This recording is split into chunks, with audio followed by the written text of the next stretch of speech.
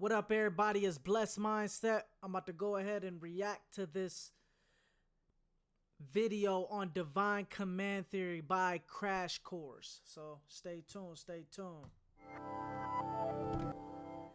The book of Deuteronomy, chapter 22, verse 11, says that people must refrain from wearing fabrics made of wool and linen mixed together. The first epistle to Timothy, chapter 2, verse 9, prohibits women from wearing braids or gold chains. And Leviticus lays out restrictions against tattoos and gossip, among other things. For billions of people, the source of these edicts, the Bible, is the answer to the question of where morality comes from. In a sense, that's what the Bible is for. If your worldview tells you that God is the creator of everything, it's reasonable to believe that he'd also create a divine rule book, a sort of owner's manual for human morality. And no matter who you think wrote that manual, many people feel that in order for morality to really be binding, for it to be something we all have to adhere to, it can only originate with God. This is the oldest and most widely held ethical theory in the world. Philosophers call it divine command theory, the belief that what's moral and what's immoral is commanded by the divine, whether it's the big G Judeo-Christian God or some other deity or group of gods. People have been going to the gods to figure out how to behave since the start of recorded history, and for good reason. Just one benefit of the divine command theory is its simplicity. How do I know what to do?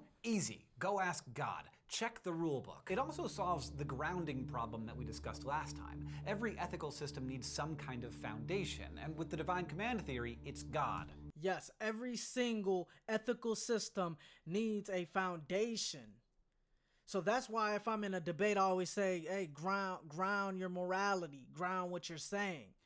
Because you need a foundation. Without a foundation, a lot of niggas tend to contradict what they mean or what they say or what they believe.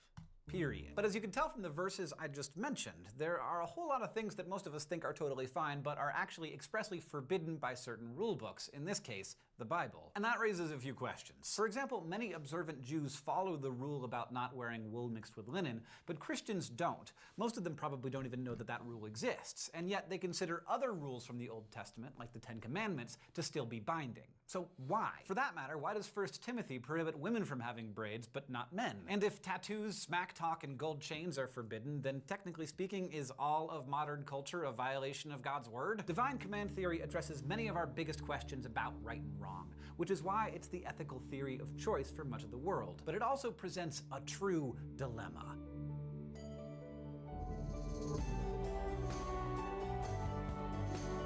What he's talking about is the Euthyphro dilemma, guys. Is it right because God commands it's right, or is it right simply because, you know, it's independent of God and God can see that it is right?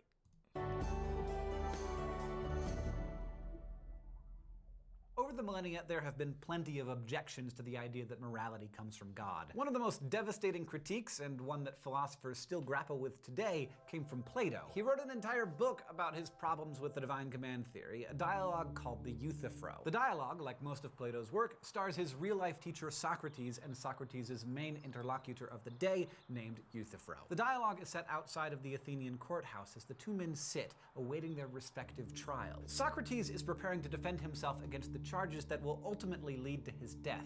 Among other things, he was accused of corrupting the youth of Athens and not having the right kinds of beliefs about the gods. Meanwhile, Euthyphro is getting ready to bring murder charges against his very own father. Socrates is shocked to hear that Euthyphro is prosecuting his dad, and this gets the two into a spirited conversation about morality and how we know what's moral and what's not. Euthyphro is a divine command theorist, and he is certain that prosecuting his own father is the right thing to do because he believes the gods have commanded it. But Socrates isn't so sure, and he asks a question that many believe still hasn't been adequately answered. It's now known as the Euthyphro problem. The question Socrates asks can be framed something like this: are right actions right because God commands them, or are right actions commanded by God because they are right? This might not sound like much of a distinction at first, but these two scenarios are actually quite different. In fact, many feel that with this, Socrates has presented us with a true dilemma. A dilemma is a situation where you're forced to choose between two options, both of which lead to unpleasant results. Philosophers have actually likened a dilemma to holding an angry bull by the horns, so the two unpleasant options are known as horns. If you choose the first horn of Socrates' dilemma, then you're accepting the proposition that right acts are right because God commands them. And this means that you're accepting that God's command alone is simply what makes something right. So in this view, God makes goodness, and by extension, this suggests that anything God commands is right. And maybe you're okay with that because you believe God only commands good things, like honoring your parents and not stealing or lying or killing. But those of you who know your Bible will remember that that was just the argument that I said, is like the God that Christians believe in is only gonna manifest what is good for the world, but he's about to start bringing up how God in the Old Testament, commanded a lot of bad things, such as stoning like adulteress and, a lot of war and stuff like that, which is a good philosophical argument. Commands is right. And maybe you're okay with that because you believe God only commands good things, like honoring your parents and not stealing or lying or killing. But those of you who know your Bible will remember that God does command killing when he feels like it. For example, when he commanded Abraham to kill his own son. And some thinkers are bothered by the thought that morality could at any moment become totally different depending on what God feels like commanding that day. All it would take is a word from God and we would all suddenly be living in some sort of ethical bizarro world where things that we currently think are horrible and cruel would instantly be considered good and righteous. And this, it turns out, is the subject of this week's Flash Philosophy. To the thought bubble. Here's the setup. You're going about your day minding your own business when suddenly God shows up. Or at least he claims to be God. And he sure seems like God to you. He has nice fresh breath and excellent posture, and his iPhone is a version that's not even out yet. Like, this guy is God. And he tells you that he's changed his mind about morality. The 10 Commandments are out, he says, or rather, they've been reversed. You are now commanded to kill, steal, commit adultery, and so forth. God says he understands that this is confusing, but he assures you that he knows best. And this has been part of his plan all along. He was just waiting for humanity to be ready for it. So he instructs you to go forth and begin carrying out his commands. To do otherwise would be a sin. So how do you process this information? Do you assume that there must be something wrong with your brain, or that something's gone wrong with God, or do you obey? Thanks, Thought Bubble. This scenario is just one problem that comes with accepting the first horn of Socrates' dilemma. It makes God's commands, and the morality that stems from them, arbitrary. If God determines the rightness and wrongness of everything just by saying so, then the entire concept of goodness and value becomes vacuous. Because it means vacuous? What does that mean? Arbitrary? Vacuous. Definition. Blank, vacant. Someone who lacks intelligence. I don't think I put in the right word. Means that saying God commands what is good is really just saying God commands what he commands. The idea of what's good doesn't really... It does. It is like more circular reason. Like God commands what he commands. But it's so hard because we can't comprehend God. So it's a hard one. So that's why it's like a lot of circular reasoning too. Mean anything anymore. So what about the second horn of the dilemma?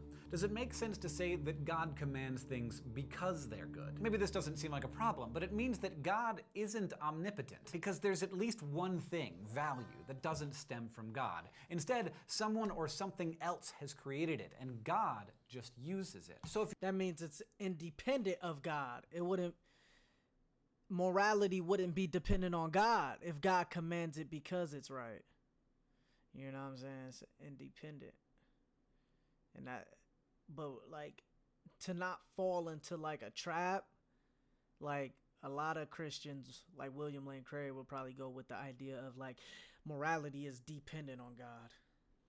You're committed to the belief that God created literally everything, not just the physical world, then you're gonna have a hard time accepting this horn. And then there's another problem. This view also means that something outside of God, in some sense, binds him and his commands. If there's some standard of goodness that God has to stick to when making commandments, then that means there must be things that God can't command. And if the ethical rules of the universe come from some source other than God, then why can't we just go straight to that source too and figure out morality for ourselves in the same way God did. Once you go down this road, you soon find that God and his religious texts must be superfluous, little more than moral cliffs notes, a shortcut to understanding the original source of knowledge. So maybe now... Bro, yes, bro. Because it's like, you could tell that the Bible is limited because man wrote it. If Jesus Christ wrote it, I still think even if Jesus Christ wrote that shit, it would still be like written in a dumbed down way because humans can't conceptualize God. You know what I'm saying? Like, we can't conceptualize God, bro. Like God's knowledge is so powerful to the point where we can't understand it. That's why there's mysterious things in the Bible. That's why I don't understand the idea of Christians shitting on niggas like esoteric niggas. I can understand like them shitting on niggas that's like doing magic and shit, but like esoteric knowledge is like, there's hidden knowledge, which I believe there's hidden knowledge within the Bible. It's not, you can't get all of the knowledge just by being human. It's like impossible.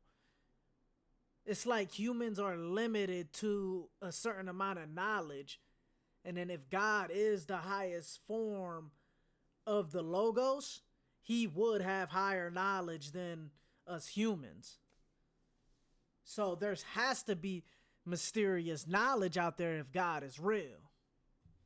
Now you're seeing why the Euthyphro problem has been around for thousands of years. Whichever horn you choose, it presents serious problems for the divine command theorist. Either God is bound by a standard outside of himself, or God's goodness doesn't really mean anything. The Euthyphro problem has caused plenty of ethicists, including theistic ones, to reject divine command theory altogether. But the theory has other problems too. Like, how do we know what God commands? This takes us back to the Bible verses I mentioned earlier. There are a lot of very explicit instructions, like about fabrics and hair braids and gold chains, that most Bible-reading theists don't consider binding. So how do we know which commands are binding and which ones God retracted somewhere along the way? Do we get to decide? And if we do, how are those instructions still commandments? Wouldn't they be more like recommendations? I don't know about you, but the 10 recommendations just doesn't have the same ring to it. A good moral theory is one that will generate answers to questions like these, and divine command theory seems to fall short in that regard. So next time, we're gonna look at another moral theory that approaches things from a theistic perspective, but is immune to some of these problems. For now, we learned about divine command theory, and we discussed the dilemma presented by Plato, known as the Euthyphro problem, and considered both of its horns. Crash Course Philosophy is produced in association with PB. Hey man, this was an amazing video. Shout out to Crash Course. You know what I'm saying? And yeah, to wrap up, I do think that there is, problems within this theory of divine command theory. You know what I'm saying? But I know that if we work through it every day, we can start to understand the idea of divine command theory and choose the side that is more, the argument, I should say, that is more probabilistic. You know what I'm saying?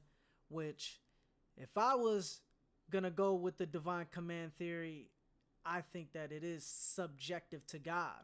So my argument is this, and somebody in the comments, really break this down and let me know if I'm incorrect. But how I look at it is that in philosophy, objective means independent of the mind, and subjectivity means dependent of the mind, right? So God is independent of our minds, right? So morality is objective because it's independent of the human mind, right? But it's dependent of God's mind. If God has a mind itself. I don't even think God has a mind. I know he had a mind. If I truly believe that Jesus Christ is God, he had a mind. There's no telling that he has a mind now. So I think that morality is subjective to God, but it doesn't mean that it's subjective to the human will. So I don't think that it's subjective to humans. So all these subjectivists and cultural relativists thinking they can create morals and shit like that, no. It's subjective to God. So that's my position. Maybe somebody can break it down with me and, you know, tell me where I'm wrong and tell me where I'm right, you know. So but yeah, man, thank you for tuning in this vid. You know what I'm saying? We're gonna react to more videos. Stay tuned. I'm gonna create a lecture on divine command theory and, you know, and present that to the world. You know what I'm saying? So thank y'all for watching, man. Stay blessed.